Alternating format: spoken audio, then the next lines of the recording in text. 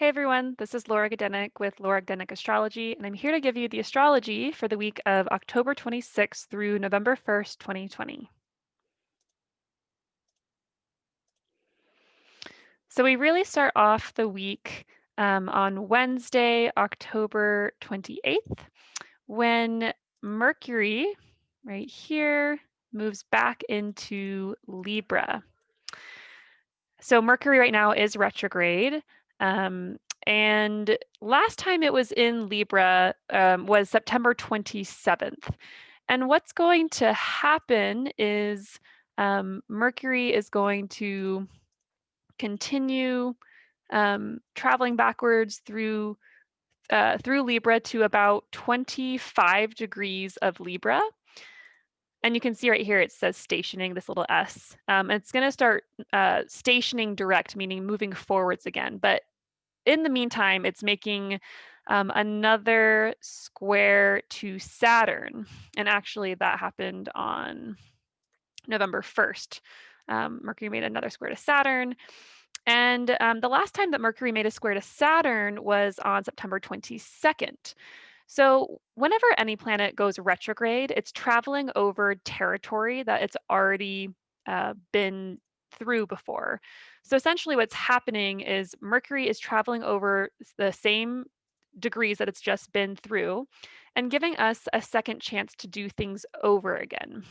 So think back to that time frame between September 22nd through the 27th-ish, give or take maybe a couple days on either end. Think back to that time and think about what was going on. Were you struggling in relationships? Were you having conflicts with women? At that time, Venus was in Virgo, and Venus rules over the sign of Libra, but Venus is in her fall in Virgo, um, and so she struggles there. So whenever Venus travels through her fall or detriment, it usually indicates struggles around relationships, around love, around women, around relationships with women, and particularly in Virgo, possibly the mother-daughter dynamic, because Virgo rules over mother-daughter issues. Um, so, um, so yeah, back around that time, September 22nd through the 27th, we were all probably struggling a little bit with a particular relationship in our life or possibly multiple. So this is a chance to do it again. Mercury square Saturn isn't super comfortable. Mercury and Libra in particular is about making agreements, contracts, terms, and creating boundaries with each other. So, if that didn't happen back in last week of September, then this is a second time to do it. You're basically given a second chance. So, you know, it's good to think about what conversation you might want to have with that person, really thinking out carefully how to approach things diplomatically with the goal of keeping the peace. This time around, it's going to go much more smoothly because Venus is now in her own sign of Libra. So Venus in Libra indicates relationships going much more smoothly, much more diplomatically, with more tact and more diplomacy, and really thinking about consensus, what's working for everyone. So whatever conversation or interaction needs to happen, I think it should go pretty well. So, that'll be October 28th through November 2nd. That week, or that like 6-day period, will be a good time to renegotiate, to redo, and this time maybe being a little bit smarter about it, being more strategic even. So yeah, so that's happening. Let's see. The next main aspect is on Saturday, the 31st. So I have to go back right here. Okay.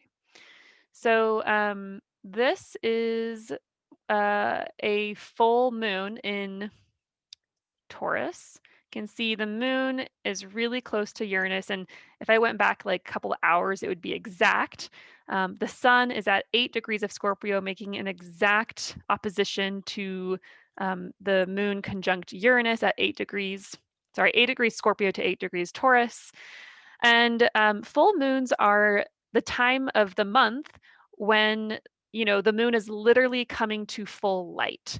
And the moon is the fastest moving planet in the zodiac. It makes the journey through all the signs every month, and its journey involves, increasing to full light and then decreasing to zero light, to minimal light.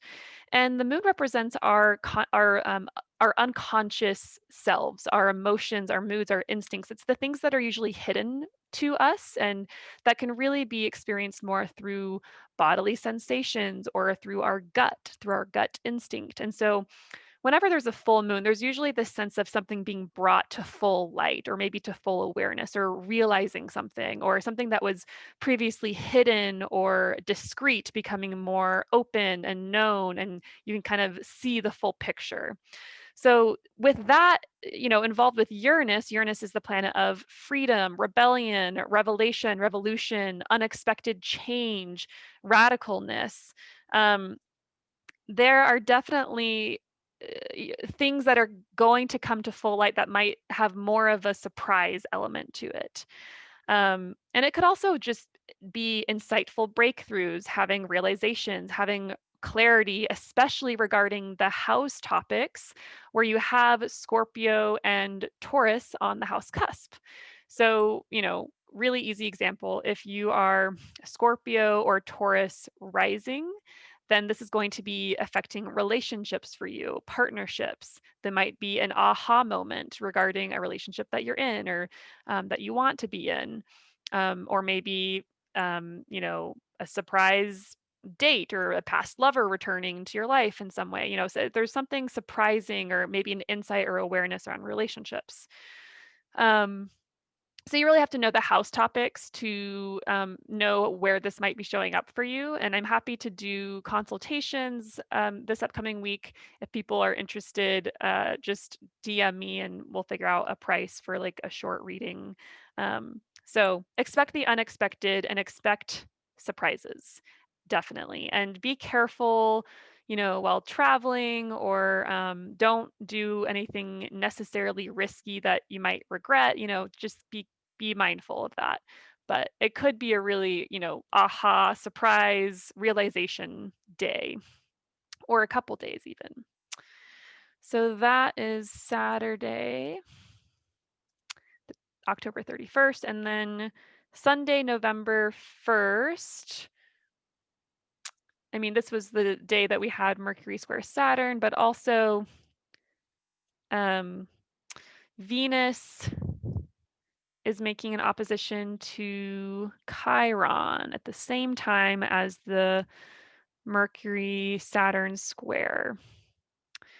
So, things, like I said before, relationship issues be should go more smoothly, should go better, maybe even if you're a person represented by Venus and things have been not going so well, it might feel like you finally have the upper hand in some way because Venus has gained dignity.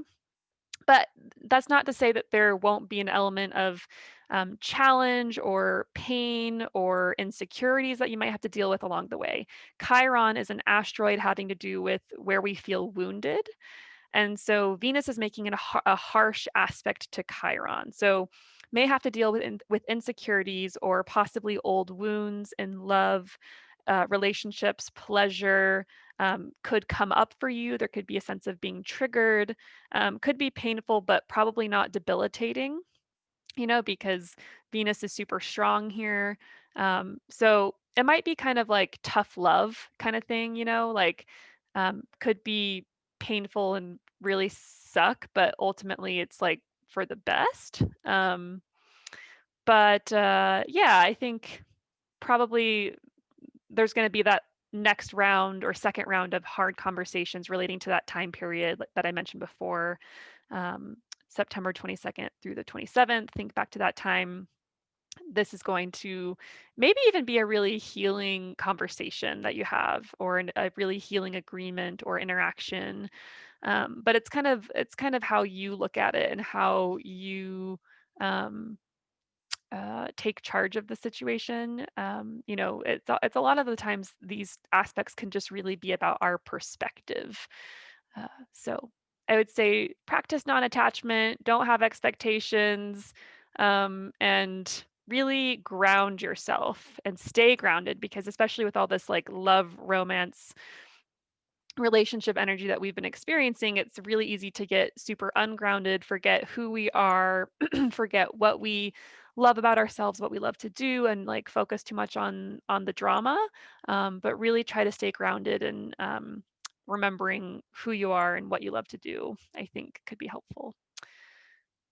So that's it for the week. I'll be back next week with another update. I'd love to hear how the week goes for you. If you feel like commenting, letting me know. Otherwise, DM me or message me if you're interested in a consultation. I'd be happy to talk to you about your chart, and also about like where this energy is all playing out for you. So hope you have a good week. Bye.